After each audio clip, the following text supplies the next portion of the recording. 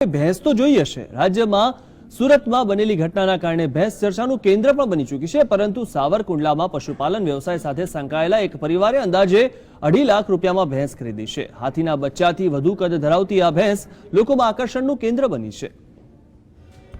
આપ દ્રશ્યમાં જુઓ છો તે કોઈ સૂંઢ વગરનું હાથીનું બચ્ચું એટલે કે મદનિયું નહીં, પરંતુ અધધ કહી શકાય તેટલું દૂધ આપતી ભેંસ જ છે।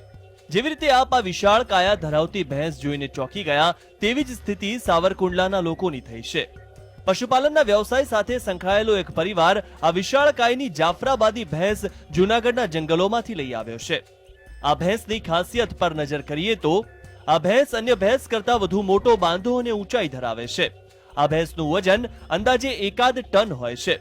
તે દરરોજનું અંદાજે 35 લીટર દૂધ આપે છે અને તેનો સામાન્ય ભેંસ કરતા 3 ગણો ખોરાક છે। આ ભેંસ જૂનાગઢ જંગલમાંથી ગોતીને લાવ્યા છીએ।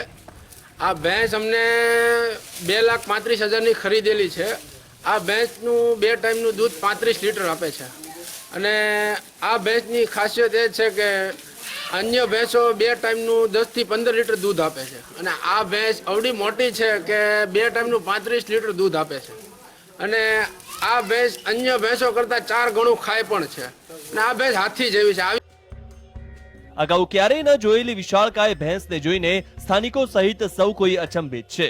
આ ભેંસને જોવા માત્ર લોકો જ નહીં, પરંતુ માલધારીઓ પણ આવી રહ્યા છે।